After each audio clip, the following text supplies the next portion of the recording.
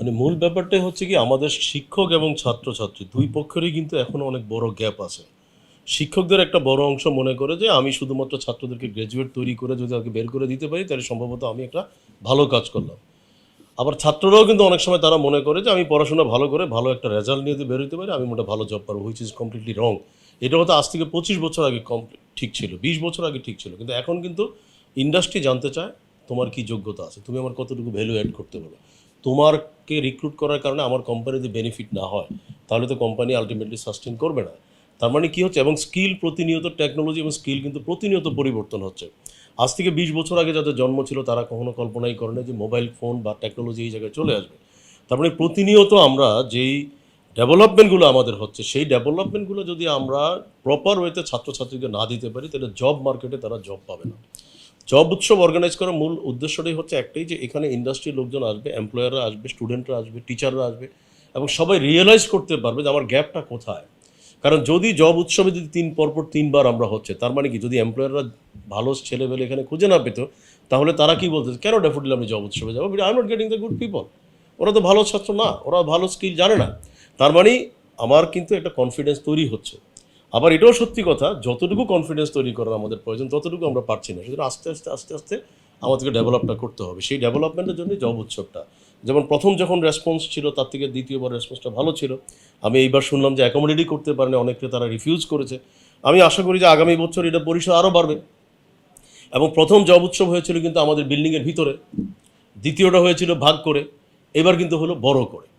তার মানে কী হচ্ছে, তার মানে আমার কিন্তু পরিধিটা বাড়ছে, কিন্তু আমাকে অবশ্যই মাথায় রাখতে হবে যে আমি যদি স্কিল প্রাধান্য না দিই এবং এডুকেশন সিস্টেমে প্রতিনিয়ত পরিবর্তন না করি, যেমনিভাবে আমরা বলি যে মোবাইল ফোনে যদি সিস্টেম আপডেট করা না হয় তাহলে মোবাইল ফোনটা কিন্তু হয়তো চলবে না, ঠিক তেমনিভাবে একটা ছাত্র যদি প্রতিনিয়ত তার স্কিলটা আপডেট না করে, এখন কে জানতো 2 বছর আগে আর্টিফিশিয়াল ইন্টেলিজেন্স এইভাবে এসে জীবনধারা পরিবর্তন করে দিবে। এখন আমি যদি বলি আমি আর্টিফিশিয়াল ইন্টেলিজেন্স শেখা দরকার না, আমার কোর্স কারিকুলামে নাই, তাহলে আমার টিচাররাও কিন্তু আমার ভুল করছে, আমার ছাত্ররাও ভুল করছে, বিশ্ববিদ্যালয় ভুল করছে। আমাকে আর্টিফিশিয়াল ইন্টেলিজেন্স শিখতেই হবে। আমাকে কালকে সকালবেলা আরেকটা নতুন টেকনোলজি চলে আসতে পারে যেটা আমি বা আমরা এখনও জানি না। যেমন আমরা ইতিমধ্যে জানি যে ইলন মাস্ক কিন্তু অলরেডি অনুমোদন পেয়েছে আমেরিকা এবং কানাডাতে মাইক্রোচিপ ব্যবহার করার জন্য, যারা তার মানে কি চিপের ভিতরেই তার সব স্কিল থাকবে। তাহলে তো এমন একটা সময় আসতে পারে মানুষ হয়তো ইউনিভার্সিটিতে যাওয়ার দরকার হবে না, তখন সে কিন্তু হয়তো আমি একটা স্কিল কিনে নিব, সিভিল ইঞ্জিনিয়ার স্কিল, কম্পিউটার সায়েন্সের চিপ, আমি একটা মাল্টিমিডিয়া অ্যান্ড ক্রিয়েটিভ আর্টসের একটা চিপস কিনে নিব। তো চিপস কিনে আমি যখন আমার বসিয়ে দিব ব্রেনে, সো আমি ওই এক্সপার্ট হয়ে যাবো, তাহলে আমার তো ইউনিভার্সিটি এসে দরকার নাই। তাহলে আমাকে এক্স্যাক্টলি মার্কেটে টিকে থাকার জন্য মার্কেট উপযোগী স্কিল আমাকে প্রতিনিয়ত আপডেট করতে না পারি আমি টিকবো না।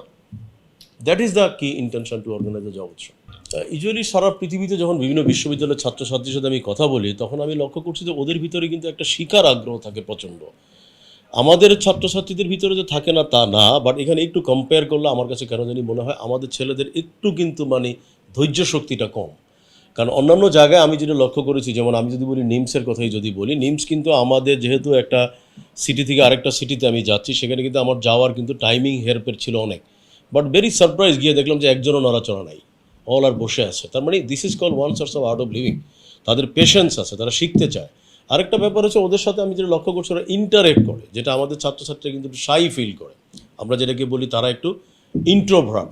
আমার কাছে মনে হচ্ছে যে আলটিমেটলি উদ্যোক্তা হওয়া, চ্যালেঞ্জিং হওয়া, ক্রিয়েটিভ মাইন্ডেড থিঙ্কিং করে একটু কিন্তু এক্সট্রোভার্ট হইতে হবে, কথা বলতে হবে, কমিউনিকেশন বাড়াইতে হবে, নেটওয়ার্কটা বাড়াইতে হবে। তো এই জায়গাটাতে আমার কাছে মনে হয় যে আমরা আমাদের এই বিশ্ববিদ্যালয়ে কিন্তু আমরা প্রথম থেকে চেষ্টা করে যাচ্ছি কীভাবে উদ্যোক্তা তৈরি করা যায়। কারণ উদ্যোক্তা তৈরি করতে পারলে দুইটা লাভ, একটা হলো সে যদি উদ্যোক্তা নাও হয় তাহলেও সে কিন্তু উদ্যোক্তার মানসিকতাটা তার ভিতরে থাকবে, সে একটা থেকে জব করতে গেলেও সে কিন্তু লিডার হইতে চেষ্টা করবে, সে টপ লেভেলে যাওয়ার চেষ্টা করবে। দ্যাট ইজ ওয়াই আমার কাছে যেটা মনে হয় যে এখন আমাদের ছাত্রছাত্রীদের ভিতরে ওই মানসিকতাটা থাকতে হবে যে তারা বস হবে না, তারা লিডার হবে, তারা ডুয়ার্স হবে। কারণ ডুয়ার্স যে হবে সে কিন্তু আলটিমেটলি এক জায়গায় বসে থাকবে না। এখন আমি যদি বলি যে একজন ছাত্র সে ডুয়ার্স হতে চায়, তাহলে সে কিন্তু ডুয়ার্সের কারণে সে কিন্তু একটা স্টেপ অনেক দূর সে চলে যেতে পারবে। একটা পর্যায়ে গিয়ে সে কিন্তু নিজে তখন মনে করবে যে না, I don't need to job, আমাকে rather I need to stand on my own feet. তো ওই জায়গাটাতে আমার কাছে মনে হয় যে সারা পৃথিবীর বিভিন্ন জায়গাগুলো ভিজিট করে আমার কাছে যেটা মনে হয় যে আমাদের ছেলেদের কিন্তু স্পিরিট এবং আমাদের কাছে মনে হয় যে তারা কিন্তু অনেক ট্যালেন্ট, কিন্তু সমস্যাটা হচ্ছে তারা গাইডেন্সটা প্রপার পায় না। এডুকেশন সিস্টেমটা আমাদের এখনও কিন্তু টোটালি রং, যেই জায়গাটার জন্য কিন্তু আমরা মনে করি জব উৎসব বা এই যে আমাদের বিশ্ববিদ্যালয়ে অনেক রকম ইভেন্ট আমরা প্রতিনিয়ত করি, অনেক সময় হয়তো স্টুডেন্টরা একটু অবাক হয় যে ইভেন্টটা কখন হচ্ছে আমি জানি না, তাই না? তো এই এতগুলো ইভেন্ট করার পিছনে কিন্তু এইটাও আমাদের একটা কারণ, এই ইভেন্টগুলোর পিছনে কিন্তু অনেক অর্থ ব্যয় হয়। এই ইভেন্টগুলো করার পিছনে মূল কারণ কিন্তু ছাত্রদেরকে ইন্সপায়ার করা, they need to involve each other. তারা একটা নেটওয়ার্কিং করবে, ভলান্টিয়ার করবে। যেমন আজকে হয়তো আমি জানলাম যে জব উৎসবে 500 volunteer. So I am very happy to know এই 500 ভলান্টিয়ার তারা তো শিখতে পারবে। ওরা একটা সময় বলবে যে I was the volunteer of the job উৎসব, এরা যদি জব না পায়, আমি ওদেরকে বললাম, তাহলে তো এটা তো আমাদের ব্যর্থতা। এরা বলবে যে জব আমার পিছনে ঘুরবে, because I know the all pros and con of a job উৎসব।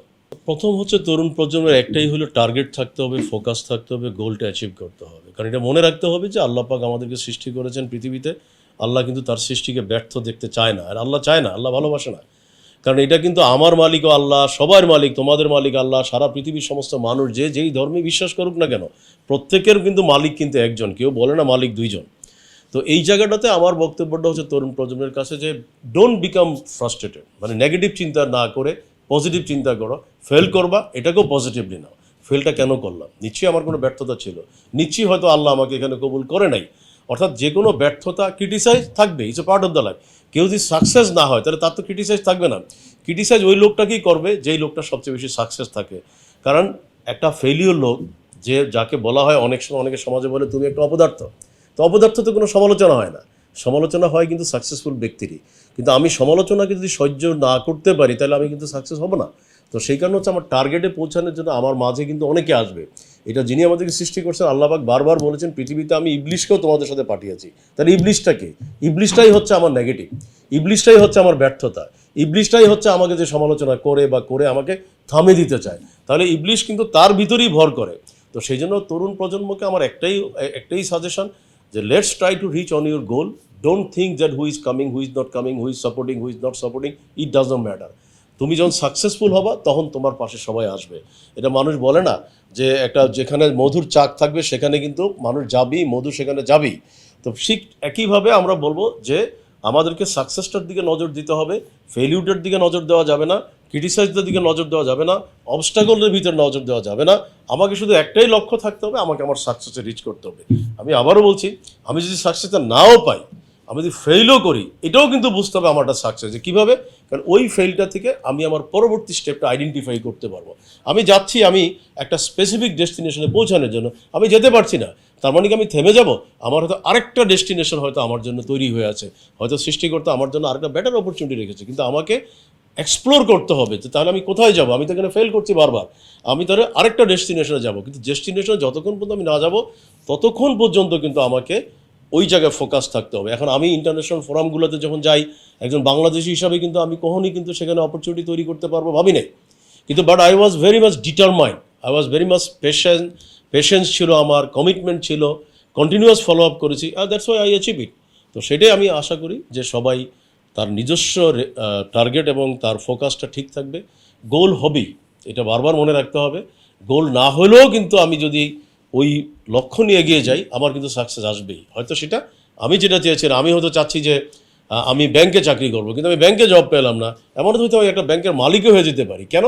কারণ ব্যাংকে জব পেতে গিয়ে বারবার ব্যর্থতার কারণে আমার ভিতরে একসময় রাগ আসলো, সেই রাগের রাগকে আমি বশীভূত করে আমি আমার ক্যারিয়ারকে নিয়ে আজকে আমি একটা ব্যাংকের মালিকই হয়ে যেতে পারলাম। So let's try to reach on your own goal rather to think the all of the surrounding. আমাদের সারাউন্ডিং নিয়ে চিন্তা করে লাভ হয়, অফকোর্স সারাউন্ডিং আমার রেসপেক্ট করতে হবে, বাট গোলটা হচ্ছে আমার আলটিমেট ডেস্টিনেশন। আমার কাছে মনে হচ্ছে যে ছাত্রছাত্রীরা যেভাবে পার্টিসিপেট করছে এবং যারা এক্সিবিটর, দুই পক্ষ কিন্তু একজন আরেকজনের সাথে কথা বলছে, একজনের যে তার যে ক্রেডিবিলিটিগুলো আছে, তার যে ডোমেইন নলেজগুলো আছে সেটা কিন্তু শিখাইতে চাচ্ছে। এবং আমার কাছে মনে হচ্ছে যে ছাত্ররা শিখছে, মানে অ্যাটলিস্ট সবাই আসছে না, বাট যারা আসছে আমার কাছে মনে হয় যে ইটস অ্যাপ্রিসিয়েবল। এবং এটির সংখ্যা আমার কেন জানি মনে হয় আগামীতে অনেক বাড়বে। এবং আমার কাছে আরেকটা ভালো লাগছে সেটা হলো ইনস্ট্যান্টলি অনেকে জব পেয়ে যাচ্ছে, দ্যাটস অ্যামেজিং।